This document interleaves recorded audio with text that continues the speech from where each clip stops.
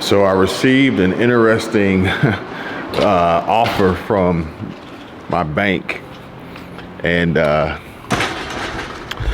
guess, you know, when you have multiple accounts, or perhaps maybe it's the volume of business that you conduct with the bank, or the average daily balances, or the amount of transactions,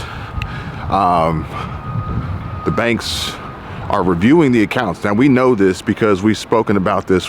We've talked about this on previous videos about certain accounts, I believe over $25,000 in average daily balances are being monitored, primarily to make sure that to see how much money is moving in, and most importantly out of the banks, because we know the banks are facing a liquidity crisis, so they can't afford to have large deposits being withdrawn from the banks because it disrupts their fractional reserve banking process, yada yada yada.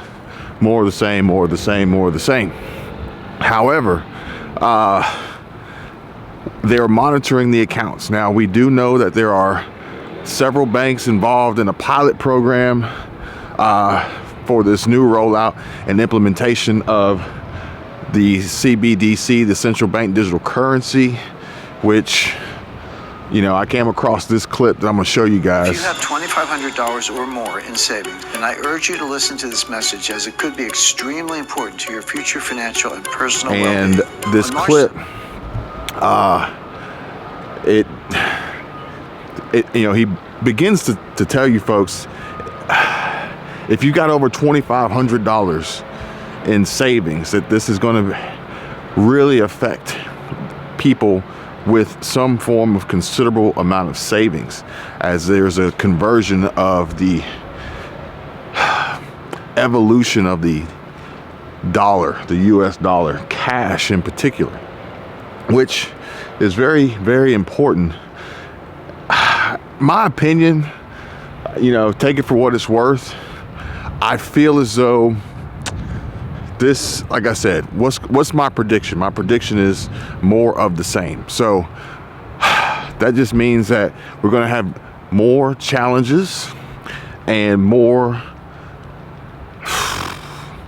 innovative ways of solving these problems and creating solutions, so that we don't get wiped out and suffer great defeat, only to transfer what wealth we have, if you have any, to others and in their plans and their schemes.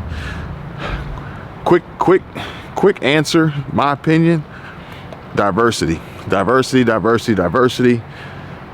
Security. If you want to know exactly what that means, if you don't know already, well, then you know how to contact me. Let's have a discussion. But diversity, security.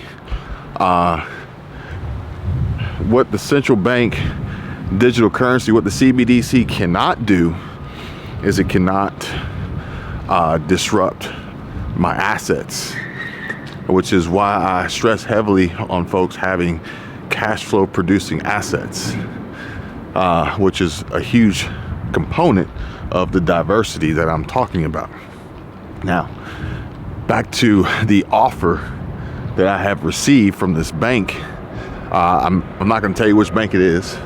I have several banks, but one of them in particular has contacted me and hasn't necessarily questioned the amount of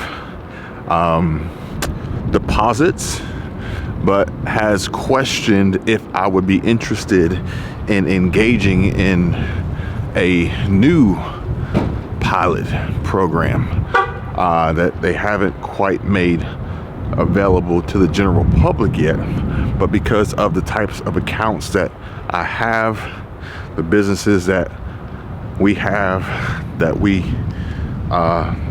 conduct business with this bank or through this bank with, our history, and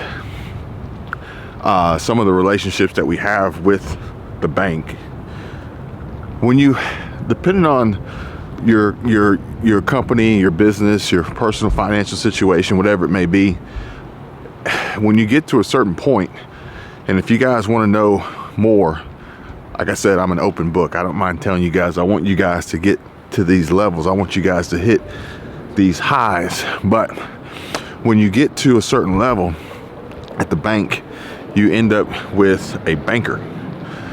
And bankers are not super common for the most part, but when you get to a certain point, when you reach a certain point in your business, in your portfolio, in your net worth, in your transactions, the banks have to make money.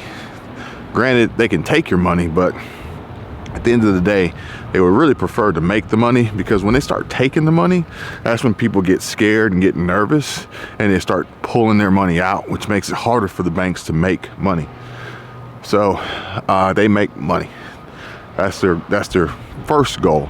The primary goal. Their second objective is to hold on to every little bit that they got and take some of yours with it if they had to in dire circumstances. So you just keep that in mind. Remember that the banks want to make money. So when they see an account or several accounts, especially linked together or tied together to a certain person or persons or individuals or whatever, not to mention the relationships and experiences and conversations you have when you visit the branches, you have a banker, and you have different conversations. You have different conversations than what most people will have, just making small talk at the teller's window when you're trying to cash your check on Friday. That's all I'm saying. So they've asked me if I'd be interested in testing out this new pilot program, which is really interesting to say the least. I didn't tell them yes, I didn't tell them no, but I did ask. I requested for more information so that I could, it's like, honestly, I learned years ago, no matter what anybody offers you, no matter what, and it's actually kind of a funny situation, because I had offered, this was a few years ago, I had offered somebody Super Bowl tickets, which is really strange. You would think, well, if somebody offers you Super Bowl tickets, you're going to say yes. But the person that I offered it to, let's just say they had their choice of Super Bowl tickets.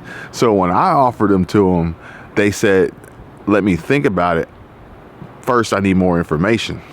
And I didn't know what that meant, but it taught me a lot at that time that I want to share with you guys. And it's just like, then he follows up with, well, where are they? Where am I sitting? How am I going to get there? How many tickets are you going to give me? Who's sitting next to me? There were so many different questions that I didn't think about initially that made a whole lot of sense. So if I were to say, yeah, sure, yeah, just give me the tickets. And then it's like, well, you'd probably be better off watching it at home. And, the flight will get you in an hour before kickoff. Like, it wouldn't have been an enjoyable experience, especially for somebody who had their pick of the litter, for the most part, on where they would want to sit and the accommodations they would prefer with going to the Super Bowl.